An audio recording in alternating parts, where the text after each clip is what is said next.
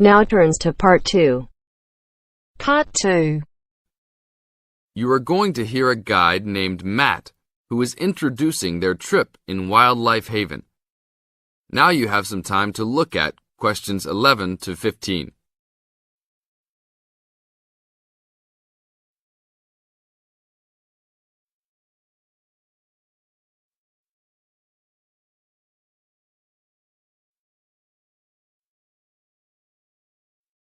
Now listen to the first part of the introduction carefully and answer questions 11 to 15. Well, good morning, everybody. My name's Matt, and I'm one of the 3 guides here at Wildlife Haven. Our job is to make sure that you all have a great time here with us and go home feeling happy and relaxed. As you can see, we're away from the city in a remote area between a national park and the sea. To encourage you to relax, there are no radios or TVs, and the only phones and newspapers are in the office. So, if peace and quiet is what you've come for, this is the place to be. From your cabin on the hill, you'll find you have the national park behind you, and you can look out from the sea from your front balcony. Your luggage will be unloaded from the bus and taken to your rooms in a few minutes. Once you have picked up your key at reception, please locate your room and check that all your luggage has arrived. The daily program here at Wildlife Haven is flexible and only as demanding as you want it to be. You should each have a brochure setting out the facilities and various walking tracks you can take. And on the bus, you are given a green sheet setting out a number of group tours in the coming week. If you want to join any tour, just write your name and room number on the relevant sheet along the wall here. Tomorrow, there is a beachcombers and rock hoppers tour exploring marine life in the rock pools along the beach. Or, if you'd prefer to go inland, there's a guided forest walk that takes you off the walking tracks. If you want to catch some lunch, you could join the beach fishing expedition. And at night, you'll see there is a moonlight forest walk that leaves each night at 7 p.m. So there is plenty to choose from at Wildlife Haven, and of course, that includes just sitting on your balcony watching the waves roll in.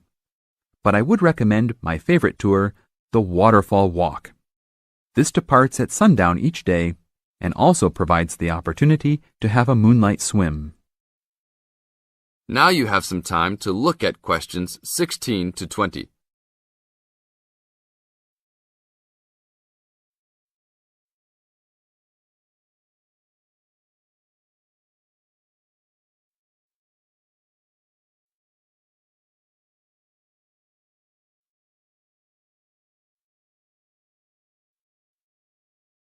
In the second part of the introduction, you are going to get some advice from Matt.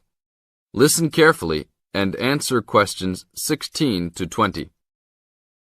You've chosen to visit us in January, which is one of our hotter months. And although you may be tempted to wear a minimum of clothing, you should always take precautions against injury, particularly in the national park. This includes sensible footwear. You'd be surprised how many of our guests ignore this advice and end up being sorry. And socks are a good idea too. And even though you might be under trees a lot of the time, it's a good idea to wear a hat in this hot climate. There's no need to be too concerned about walking in the national park, provided you use common sense. It's true that there are poisonous spiders in the park, but they are really more frightened of you than you are likely to be of them. I should also warn you against eating any wild berries. Some are edible, but you should avoid them all. We'll provide all the food you can eat. Well, that's about all for now. Dinner is from 6 to 8 p.m. in this building.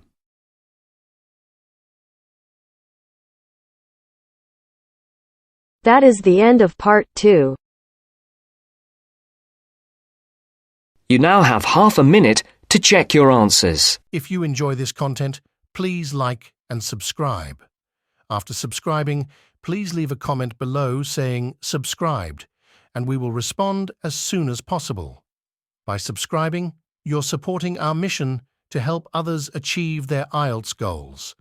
Thank you so much for your support.